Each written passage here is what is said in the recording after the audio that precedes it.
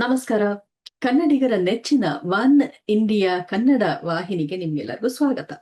ನೀವ್ ನೋಡ್ತಾ ಇದ್ದೀರಾ ವಿಸ್ಡಮ್ ಕೆಫೆ. ಇದು ನಿಮ್ಮ ಹರಟೆಯ ಕಟ್ಟೆ. ನಾನು ನಿಮ್ಮ ಹೋಸ್ಟ್, ದೋಸ್ತ್ ಮತ್ತೆ ಕೋಚ್ ಸ್ಮಿತಾ ಅಯ್ಯಂಗಾರ್. ನಾನು ನಿಮ್ಮ ಹತ್ರ ಮಾತಾಡೋದು ಫಿನ್ಲೆಂಡ್ ಇಂದ. ಏನಿದು ವಿಸ್ಡಮ್ ಕೆಫೆ ಅಂತ ಹೇಳಿದ್ರೆ, ಇಲ್ಲಿ ಜ್ಯೋತಿಷದ ಜ್ಞಾನ ಅನ್ನೋ ಕಾಫಿ ಜೊತೆನಲ್ಲಿ ಅದರ ಬೆನ್ನೆಲುಬಾಗಿರುವಂತಹ ವಿಜ್ಞಾನದ ಪಕೋಡ ಕೂಡ ಸಿಗತ್ತೆ. ಅಂದ್ರೆ ನಮ್ಮ ಆಚಾರ ವಿಚಾರಗಳ ಜೊತೆನಲ್ಲಿ ನಿಮ್ಮ ಗ್ರಹಗಳ ಗೋಚಾರ ಕೂಡ ತಿಳಿಸ್ಕೊಡ್ತೀವಿ.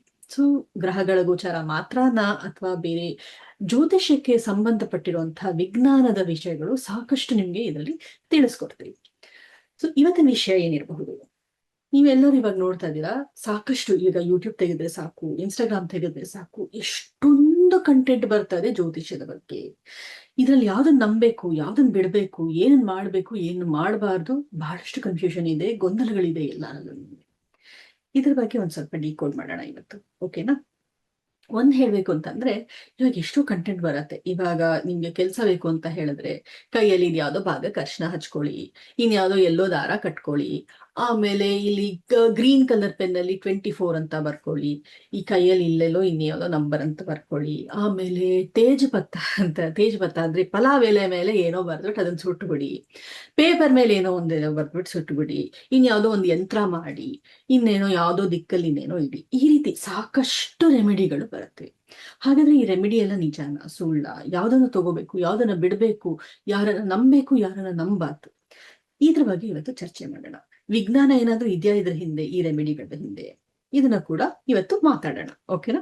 ಸೊ ಇವತ್ತು ನಾನು ಹೇಳ್ತಾರಂತ ವಿಷಯಗಳಲ್ಲಿ ರೆಮಿಡೀಸ್. ಓಕೆ, ರೆಮಿಡೀಸ್ ಅಂತ ಹೇಳಿದ್ರೆ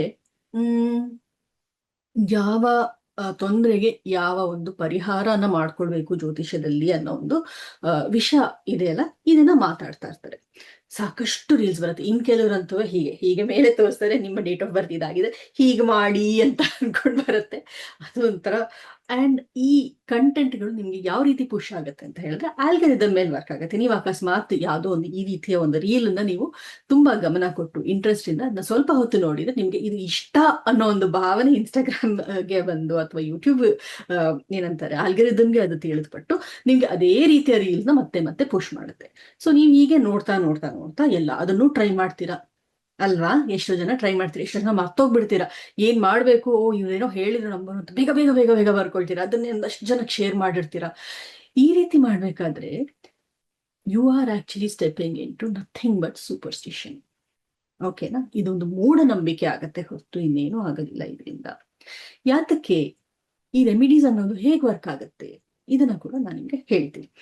ಈಗ ಆಕ್ಚುಲಿ ರೆಮಿಡಿ ಅಂದ್ರೆ ಏನು? ರೆಮಿಡಿ ಅಂದ್ರೆ ಪರಿಹಾರ. ನಿಮ್ಮ ಜ್ಯೋತಿಷ್ಯದಲ್ಲಿ ನಿಮ್ಮ ಟೈಮ್ ಇವಾಗ ಕರೆಕ್ಟ್ ಆಗಿಲ್ಲ ಅಥವಾ ಏನೋ ಒಂದಿದ್ರೆ ಅದನ್ನ ಮುಂದೆ ಹಾಕೋದಿಕ್ಕೆ ಅಥವಾ ಆ ಟೈಮ್ ಅಲ್ಲಿ ನಿಮ್ಮನ್ನ ನೀವು ಸರಿಯಾಗಿ ಇಟ್ಕೊಳ್ಳೋಕೆ, ನಿಮ್ಮ ಮನಸ್ಥಿತಿಯನ್ನ ಸರಿಯಾಗಿ ಇಟ್ಕೊಳ್ಳೋದಕ್ಕೋಸ್ಕರ ಅದು ಒಂದು ಊರುಗೋಲಾಗಿರಬೇಕು. ಅಷ್ಟು ದೂರ ನೀವು ನಡಿಬೇಕು, ಸುಸ್ತಾಗತ್ತೆ ಅಂತ ಹೇಳಿದ್ರೆ ಅದಕ್ಕೊಂದು ಊರುಗೋಲಾಗಿ ಅದನ್ನ ರೆಮಿಡೀಸ್ನ ಕೊಟ್ಟು ನೀವು ಅದನ್ನ ನಡೆಯೋ ತರ ಆಗತ್ತೆ.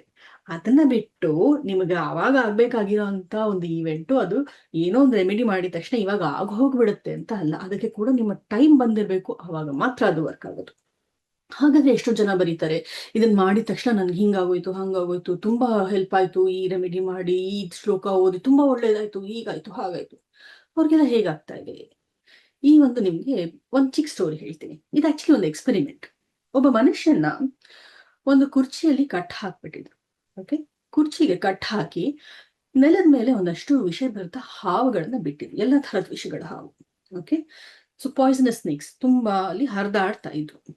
ಆ ಮನುಷ್ಯ ಅದನ್ನ ನೋಡಿದಾನೆ, ಕಣ್ಣಲ್ಲಿ ನೋಡಿದಾನೆ. ಒಂದಷ್ಟು ಹೊತ್ತು ಅಲ್ಲೇ ಕೂತಿದ್ದ, ಕಟ್ ಹಾಕಿದ್, ಎಲ್ಲೂ ಎದ್ದು ಹೋಗೋದಕ್ಕಾಗಲ್ಲ, ಕಟ್ ಹಾಕಿ ಕೂರ್ಸಿದ್ರು.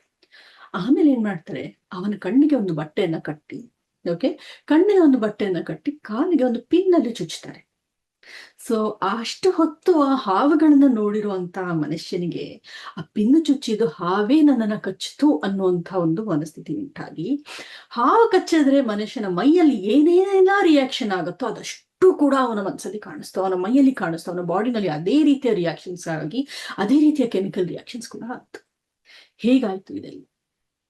ಯಾಕೆಂತ ಹೇಳಿದ್ರೆ ನಮ್ಮ ಮನಸ್ಸು, ಆ ಸಬ್ಕಾನ್ಶಿಯಸ್ ಮೈಂಡ್, ನಾವು ಅದರಲ್ಲಿ ಏನು ತುಂಬುತ್ತೀವೋ ಅದೇ ನಮ್ಮ ದಿನಚರಿ ಆಗುತ್ತೆ, ಅದೇ ನಮ್ಮ ಪ್ಯಾಟರ್ನ್ ಆಗುತ್ತೆ, ಅದೇ ಆಚೆ ಕಡೆ ಬರುತ್ತೆ, ಅದೇ ರೀತಿಯ ರಿಯಾಕ್ಷನ್ಸ್ ನಾವು ಮಾಡ್ತೀವಿ. ಅಲ್ವಾ? ಸೊ ಅಷ್ಟೊತ್ತು ಅವನು ನೋಡಿದ್ದ, ಹಾವುಗಳಲ್ಲಿ ಓಡಾಡ್ತಾ ಇತ್ತು ಅನ್ನೋದನ್ನ ಅವನು ನೋಡಿದ್ದ. ಕಣ್ಣಿಗೆ ಬಟ್ಟೆ ಕಟ್ಟಿ ಕಾಲಿಗೆ ಚುಪ್ಪಿಂದ ತಗೊಂಡು ಚುಚ್ಚಿದ ತಕ್ಷಣ ಅವನಿಗೆ ಏನ್ ಅನ್ನಿಸ್ತು, ಹಾವೇ ನನ್ನನ್ನ ಕಚ್ಚಿದೆ ಅನ್ನೋ ಒಂದು ಭಯ, ಒಂದು ಆತಂಕ, ಅದರಿಂದ ಯಾವ್ಯಾವ ರೀತಿಯ ಕೆಮಿಕಲ್ ರಿಯಾಕ್ಷನ್ಸ್ ಆಗತ್ತೆ ಅವನ ಬಾಡಿನಲ್ಲಿ ಅದಷ್ಟು ಕೂಡ. ಇದನ್ನ ಪ್ಲಾಸಿಬೋ ಎಫೆಕ್ಟ್ ಅಂತ ಕರೀತಾರೆ. ಓಕೆ, ಸೊ ಇದೇ ರೀತಿ ನೀವು ಈ ರೆಮಿಡೀಸ್ ನ ಮಾಡ್ಬೇಕಾದ್ರೆ ನಿಮ್ಮ ಮನಸ್ಸಿನಲ್ಲೂ ಇದೇ ರೀತಿಯ ಒಂದು ರಿಯಾಕ್ಷನ್ ಆಗತ್ತೆ. ಇದನ್ನ ನಾನು ಮಾಡಿದೀನಿ, ಅದರಿಂದ ಇದು ಸರಿ ಹೋಗುತ್ತೆ ಅನ್ನೋ ಒಂದು ಮನಸ್ಥಿತಿ ಉಂಟಾಗಿ ನೀವು ಆ ಒಂದು ಗೋಲ್ ನ ಕಡೆಗೆ ನಿಮ್ಮ ಸ್ಟೆಪ್ಸ್ ನ ನೀವು ತಗೊಳ್ಳೋದಕ್ಕೆ ಶುರು ಮಾಡ್ತೀರಾ. That is how these remedies work. So that is called the placebo effect. ಆಯ್ತು, ಪ್ಲಾಸಿಬೋ ಎಫೆಕ್ಟ್ ಅಲ್ಲಿ ವರ್ಕ್ ಆಗ್ತಾ ಇದೆಯಲ್ಲ, ಏನೋ ಒಂದು ಹೇಗೋ ಒಂದು ಆಗಿದ್ರಾಯ್ತು, ಕೆಲ್ಸ ಆಗ್ತಾ ಇದೆ, ಅದನ್ನ ಯಾಕೆ ತಡಿಬೇಕು? ಇದು ನಿಮ್ಮ ಕ್ವೆಶ್ಚನ್ ಆಗಿರ್ಬೋದು. ಯಾಕೆ ಅಂತ ಹೇಳಿದ್ರೆ, ಇದೆಲ್ಲದು ಏನಾಗತ್ತೆ ಒಂದು ಹಂತದ ತನಕ ಓಕೆ, ಅದು ಕೆಲವು ಸತಿ ಏನಾಗತ್ತೆ ಅಬ್ಸೆಷನ್ ಆಗ್ಬಿಡತ್ತೆ, ಮಿತಿ ಮೀರ್ ಹೋಗುತ್ತೆ.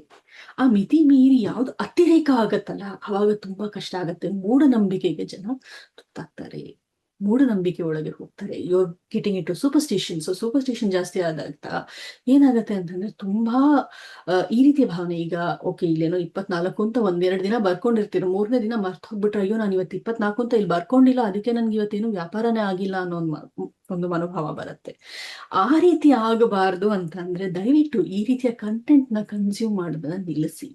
ಇದಕ್ಕೆ ಎಂಡೇ ಇಲ್ಲ. ನೀವು ಒಂದ್ಸತಿ ಯೋಚನೆ ಮಾಡಿ ನೋಡಿ, ಪ್ರತಿಯೊಬ್ರು ಎಷ್ಟು ಜನ, ಎಷ್ಟು ಚಿಕ್ಕ ವಯಸ್ಸವರು ಇರ್ತಾರೆ ಈಗ, ಅವರಿಗೆಲ್ಲ ಈಗ ಏನೋ ಒಂದು ನೋಡ್ಬಿಟ್ಟು ನಿಮ್ಮ ಯಾರೋ ಏನೋ ಯೋಚನೆ ಮಾಡ್ತಾರ, ನಿಮ್ ಬಗ್ಗೆ ಯೋಚನೆ ಮಾಡ್ತಾರದು ಅವ್ರಿಗೆ ಗೊತ್ತಾಗತ್ತೆ ಅಂತ ಅನ್ಕೊಂಡಿದ್ದೀರಾ? ಆ ಒಂದು ಸಾಧನೆ ಏನಂತಾರೆ, ಆ ಒಂದು ಮೆಡಿಟೇಟಿವ್ ಸ್ಟೇಟ್ ಅಲ್ಲಿ ಅವ್ರು ಹೋಗೋದಿಕ್ಕೆ ಸಾಧ್ಯನಾ ಅನ್ನೋದನ್ನ ಖಂಡಿತ ಯೋಚನೆ ಮಾಡ್ಬೇಕಾಗಿರುವಂತ ವಿಷಯ ಇದು.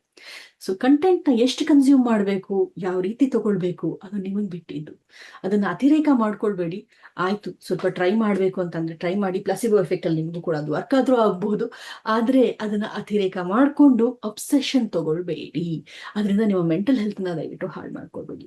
ಯಾವುದೇ ರೀತಿಯ ಡೌಟ್ ಇರ್ಲಿ, ಏನೇ ಆಗಿರ್ಲಿ, ದಯವಿಟ್ಟು ಕಮೆಂಟ್ ಸೆಕ್ಷನ್ ಅಲ್ಲಿ ನಮ್ಗೆ ತಿಳಿಸಿ. ಅಥವಾ ಇದೇ ರೀತಿ ಇನ್ನ ಯಾವ ವಿಷಯದ ಬಗ್ಗೆ ನಿಮ್ಗೆ ತಿಳ್ಕೊಳ್ಬೇಕು, ಯಾವ ವಿಷಯದ ಬಗ್ಗೆ ಸೈಂಟಿಫಿಕ್ ಇನ್ಫಾರ್ಮೇಶನ್ ಬೇಕು, ಯಾವ ವಿಷಯದ ಬಗ್ಗೆ ನಿಮ್ಗೆ ಸೈಂಟಿಫಿಕ್ ಎಕ್ಸ್ಪೆರಿಮೆಂಟ್ಸ್ ಅಲ್ಲಿ ತೋರ್ಸ್ಕೊಡ್ಬೇಕು ಅನ್ನೋದನ್ನ ಕೂಡ ನೀವು ಕಮೆಂಟ್ ಮಾಡಿ.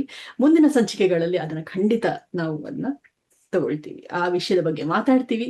ಹಾಗಂತ ಹೇಳ್ತಾ ಇವತ್ತಿನ ಸಂಚಿಕೆನ ಇಲ್ಲೇ ಮುಗಿಸ್ತಾ ಇದೀವಿ. Thank you. ಯಾವುದೇ ಸುದ್ದಿಯ ಅಪ್ಡೇಟ್ ಅನ್ನ ಮಿಸ್ ಮಾಡ್ಕೊಳ್ಬಾರ್ದು ಅಂದ್ರೆ ಈಗ್ಲೇ ಒನ್ ಇಂಡಿಯಾವನ್ನ ಸಬ್ಸ್ಕ್ರೈಬ್ ಮಾಡಿ. ನಿಮಗೆ ಬೇಕಾದ ಭಾಷೆಯಲ್ಲಿ ಎಲ್ಲಾ ಸುದ್ದಿ ತಿಳಿಬೇಕು ಅಂದ್ರೆ ಒನ್ ಇಂಡಿಯಾ ಆಪ್ ಅನ್ನ ಡೌನ್ಲೋಡ್ ಮಾಡ್ಕೊಳ್ಳಿ.